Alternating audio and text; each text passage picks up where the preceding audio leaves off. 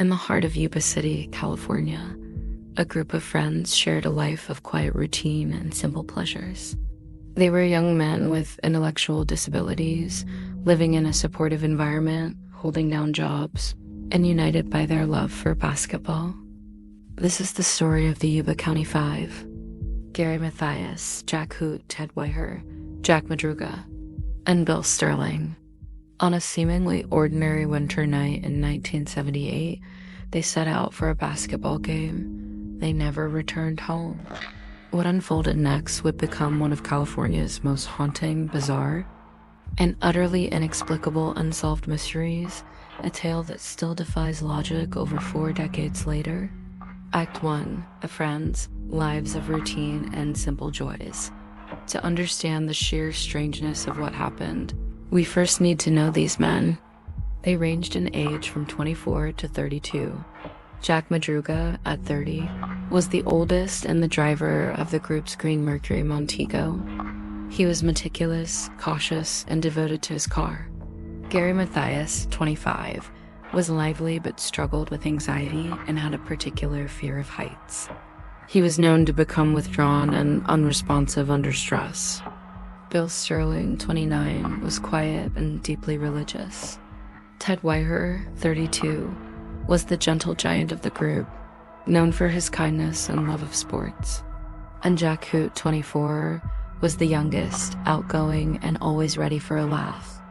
All 5 lived in a group home, participated in a special vocational program, and played on a basketball team for people with developmental disabilities. They had a strict routine, a comforting predictability that structured their lives. They weren't prone to impulsive decisions or venturing into unfamiliar territory. This makes their actions that fateful night all the more baffling. Act 2, February 24th, 1978, the night they vanished. The evening began like any other. On February 24th, 1978, the 5 friends piled into Jack Madruga's 1969 Mercury Montego, heading north from Yuba City to Chico, about 50 miles away. Their mission: to support their favorite college basketball team in an away game. They enjoyed the game, cheering loudly from the stands. Around 10 p.m., they made a stop at a convenience store in Oroville to grab some Cokes, Hostess cupcakes, and a few other snacks. This was the last confirmed sighting of all 5 men together. From there, they should have been on the most direct route home, a familiar drive that would have them back in Yuba City well before midnight, but they never made it. Instead, somewhere between the convenience store and home, their journey took a drastic, unexplained turn. A turn that would lead them miles off their known path into a freezing, snow-covered wilderness where no one expected to find them. Act 3, The Abandoned Montego, a cryptic clue. The very next morning, the Montego was found. Not on the highway, but abandoned on a remote, snow-covered mountain service road, deep within the Plumas National Forest. This location, near a campground called Oroville, Quincy, was approximately 2,300 feet up a mountain, miles off their expected route, and the details surrounding the discovery were immediately unsettling. The car was stuck in snow, seemingly abandoned. But here's the crucial point: it wasn't truly stuck. It could have been pushed out with relative ease. The engine was cold. The windows were down. The keys were nowhere to be found. Inside, scattered wrappers from the snacks they'd bought the night before remained untouched. It was as if they simply walked away. Why did they leave a perfectly functional car in such a remote, freezing environment? Why were the windows down? No footprints led away from the vehicle for any significant distance, quickly disappearing under the fresh snowfall. It was as if they had simply vanished from the face of the earth, leaving behind a silent, baffling tableau. Act 4, The frantic search and the long winter wait. The families were instantly gripped by terror. These men, while capable, relied on routine and familiar surroundings. They wouldn't just abandon a car and walk off into a blizzard. A massive search effort was immediately launched, involving local police, sheriffs, and countless volunteers. But the harsh reality of the mountain winter quickly set in. Heavy snow fell relentlessly, burying the area under several feet of white. Conditions became too dangerous for search teams. The search had to be called off. As weeks turned into months, hope began to fade. The mountain had swallowed the Yuba County Five and now held them in its icy grip. The families endured an agonizing wait through the long, silent winter, praying for a miracle that seemed less likely with each passing day. Act 4. The horrific discoveries. Spring thaw reveals all.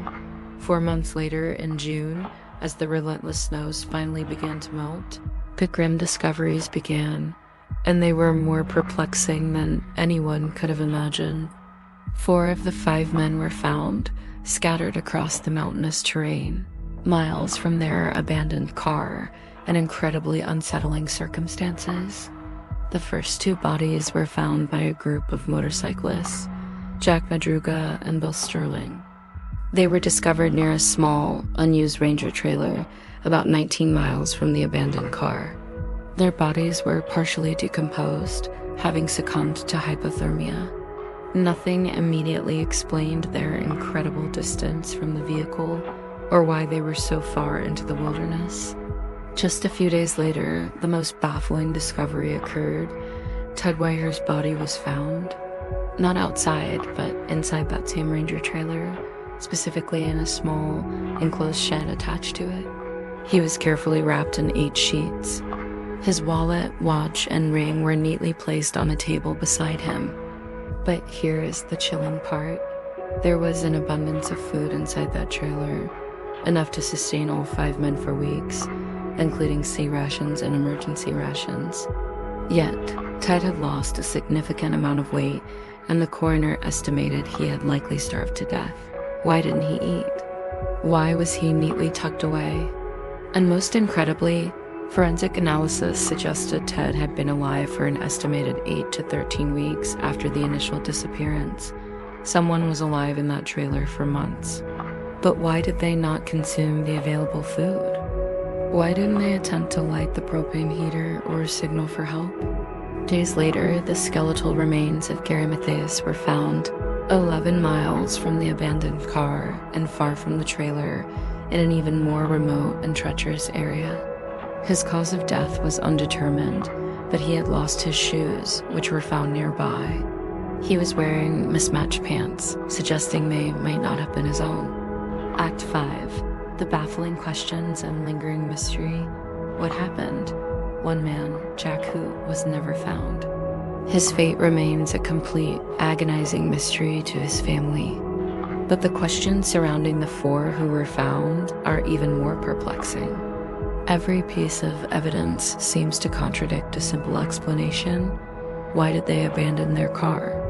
It was capable of being pushed out of the snow, and they were strong men. Why leave warmth and shelter for the deadly cold? Why did they walk miles into a perilous, snowy wilderness? Especially Gary Mathias, with his intense fear of heights. This was not their character. Why did Ted Weiher starve to death with weeks of food available? Is this perhaps the most unsettling detail? Was he simply too disoriented to eat? Was he afraid of something outside? Or was someone else present, either preventing him from eating or consuming the food themselves? If Ted was alive for weeks, what happened to the others during that time?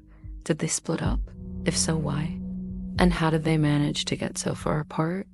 There were unconfirmed reports. A local man, Joseph Shawns, claimed he saw the Montego stuck on the mountain road the night they vanished. He said he saw the 5 men, along with a seemingly stranded pickup truck, and briefly stopped to offer help. He described the men as looking agitated or confused. He said he left briefly, and when he returned, both the Montego and the pickup were gone. Police largely dismissed his account, but it's a chilling footnote that hints at a larger, unseen event. Act 6. Conclusion. A tragic enigma. The Yuba County Five case defies easy explanation. Was it a tragic, disoriented wandering in the snow? exacerbated by their disabilities? Or was something far more sinister at play? A forced abandonment, a kidnapping, or a terrifying encounter that led to a desperate, fatal flight into the wilderness? The lack of clear evidence, the inexplicable actions, and the sheer tragedy of 5 young lives extinguished under such bizarre circumstances leaves us with more questions than answers. The families of Gary, Jack, Ted, Jack, and Bill live with the agonizing uncertainty to this day. The Yuba County Five remains one of California's most haunting and profoundly perplexing unsolved mysteries, a chilling testament to how quickly lives can be consumed by the shadow of the unknown, leaving behind only questions and a deep, enduring sorrow.